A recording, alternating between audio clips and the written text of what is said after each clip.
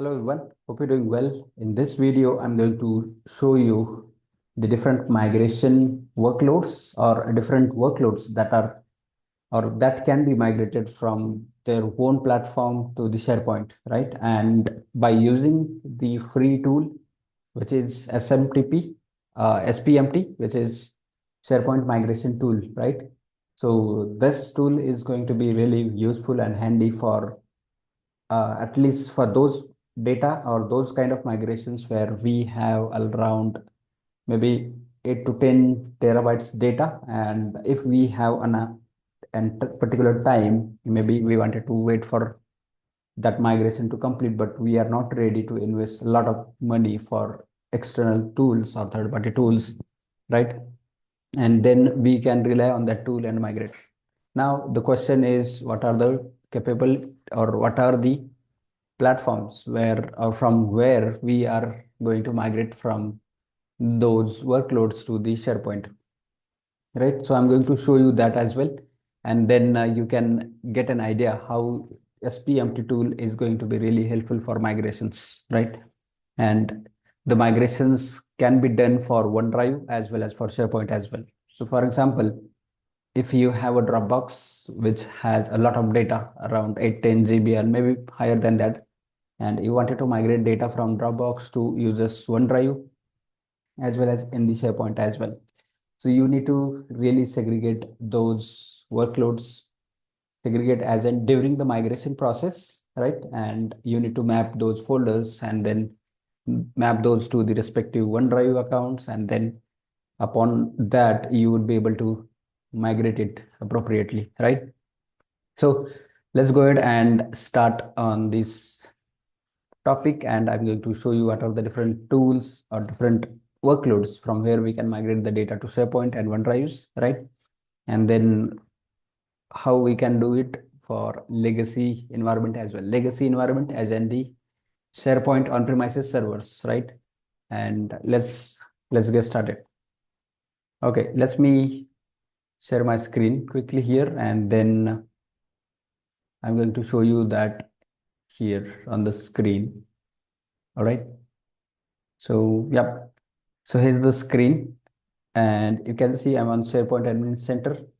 And then once you are here, you need to click on migration, right? Once you click on it, you will see the different workloads.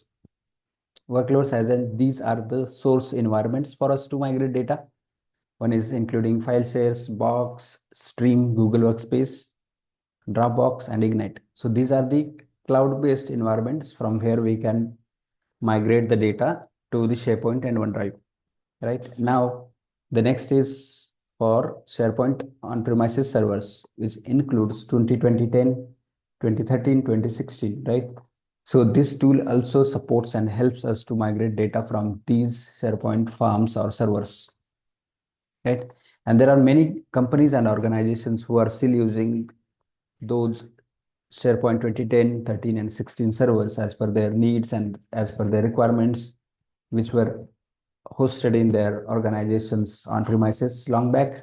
And they had made a lot of investments on it to build the data center, build the server farms, build everything in-house. And they are currently also managing everything in-house. And they wanted to use or they wanted to move from on-premises to cloud, they can use this tool. But definitely for big data, or if the company has a lot of data which is in TBs and petabytes, then it's definitely going to take time, as this tool takes a bit of time then to migrate, because there are some limitations on thresholding, right? And even if you go with the third party and like third party external tools, right? Even those tools are also going to hit the threshold of the migration tools or migration capabilities.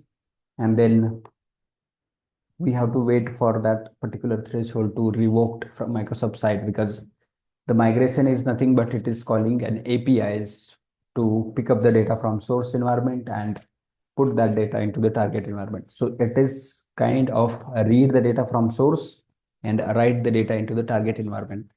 So these are the APIs which will be called between the migration process from source to target, and that process really takes time because it needs to identify the data, whether that data is appropriate to migrate, and then if it is appropriate, then it is going to pick up that data and then start analyzing what is the size, what is the uh, file type, what are the other components and objects of that data, and then decide to migrate and move that data from source to target environment, right?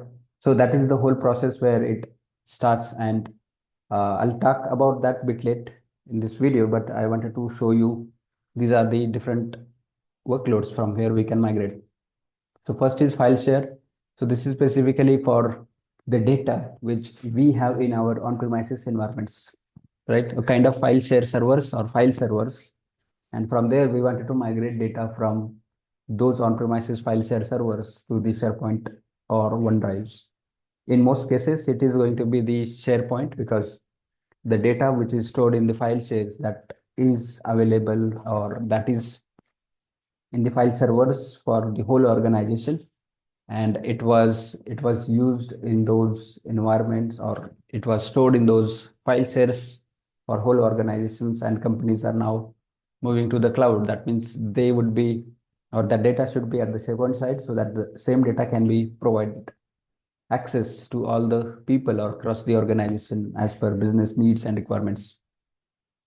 Similarly, the box is pure cloud-based environment. It is not the, or it is not for on-premises capability, right? And from box to SharePoint and OneDrive, we can migrate the data, right? And box is a pure cloud environment or cloud platform, right? From there, we can copy all the data, and definitely there would be some limitations on data type or data side.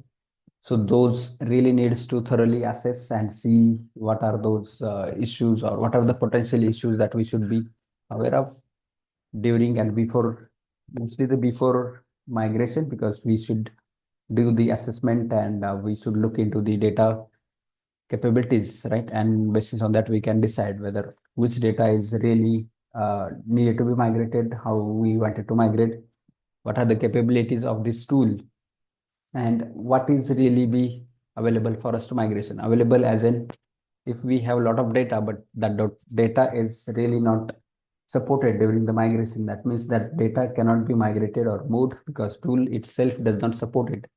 And there we need to see or use maybe external tools for that situations where if this tool does not support the file types as web or video types or video files, then definitely it is not going to help us because it totally depends on what type of data we have and whether this tool is good for us to migrate, right? The next is Stream. So Stream is a Microsoft's its own product, right? And it's a classic.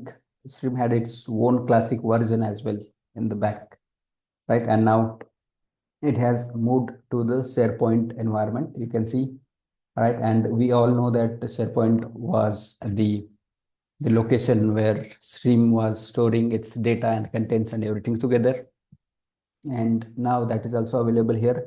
If in case we have data in Stream Classic, then data as in the video files, video content, and all those stuff, we can migrate from there Classic to modern SharePoint as well. And that should be easy and quick enough because the environment is the same and it is going to be the same environment. So it is going to speed up the migration process, as well as support and compatibility is also going to be there. The next is Google Workspace. So we can also copy and migrate data from Google Workspace to the Microsoft 365 for SharePoint and OneDrive. And this is going to help us to migrate all the different data sets. Yes, definitely there would be some limitations as well on different data sets and different data types. Like maybe there would be limitations on files, file types, or images, or videos, or audio files, right? So that really need to be assessed and see what can be migrated, what cannot be migrated using the SPMT tool, definitely. And if you are going with the third-party tool, then we need to still assess the third-party tool, what are the capabilities of it has and what type of data it can migrate. so we don't lose that data, and we also don't make the investment on that or such tool which is really not going to help in our migration capabilities or whatever we are looking for during the migration. And next is Dropbox, right? So Dropbox is something, a third party cloud solution, which is a cloud solution for data storage or data store, we can say. And by using the SPMT tool, we can migrate the data from Dropbox to SharePoint as well as the OneDrive. And this is going to be really something which may take a lot of time. Why? Because Dropbox has legacy systems or legacy capabilities, and the data structure is a bit different than SharePoint and OneDrive in Dropbox. So we really need to plan and then assess the data. And then once we do that, we need to do the pilot of the data migration for OneDrive, individual OneDrive storage, as well as the team folders and shared folders across the OneDrive, because OneDrive has or has lot different things like a data structure has on team folder, shared folder, as well as their personal OneDrives or personal Dropbox folders, right? So we need to make sure those are mapped correctly during the migration, and then we have to make sure to migrate that, right? And definitely, if there is a lot of data, then it is going to take a lot of time too as well. And the next is Ignite. So this is also a pure cloud platform, and from Ignite, we can migrate. So it is similar to Dropbox, right? And it can also help us to migrate the data from Dropbox, not Dropbox, from Ignite to SharePoint and OneDrive, right? And this way we would be able to migrate the data. But before migrating any data, any content, we need to look through the what are the capabilities of SPMT tool, which supports Ignite's migrations, and what are the things that we should know before, so that we can plan accordingly. We can do the copilot or do the pilot run, right? And then we know what is expected, what is not expected, and then we can take the further actions, right? So it is the same thing is applicable for all of these workloads except the stream, right?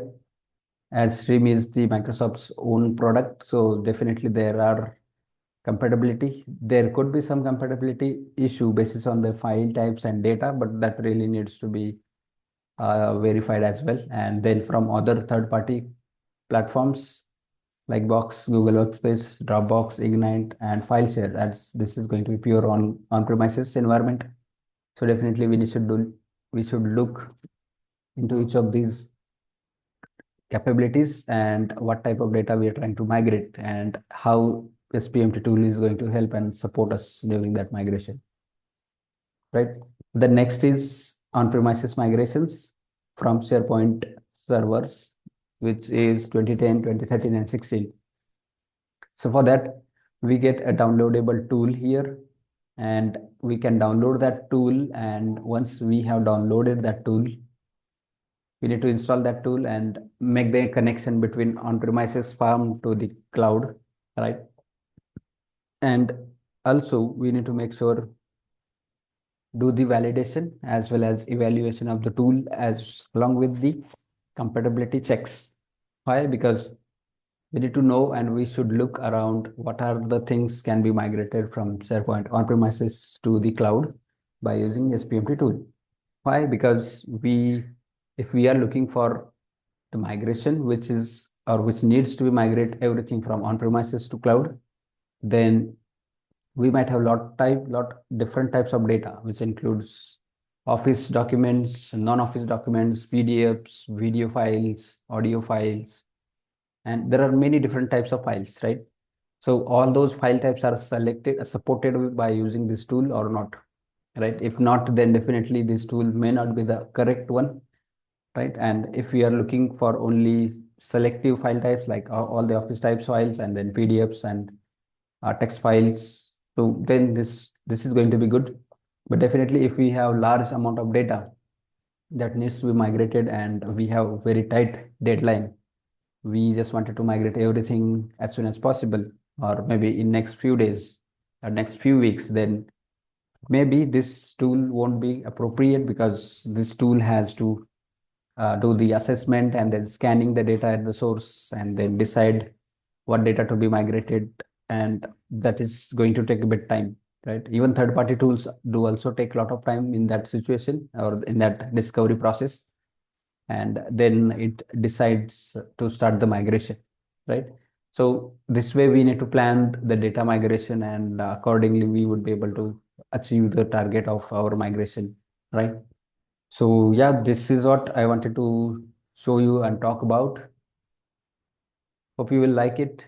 Please do like, share, and subscribe to the channel. And don't forget to share this video with your friends, colleagues, and whoever needs to see and watch, right?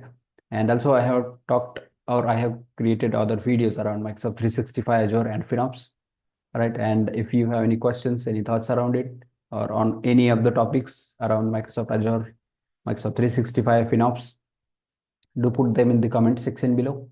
And yep, that's it for this video. Thanks for watching. Bye for now.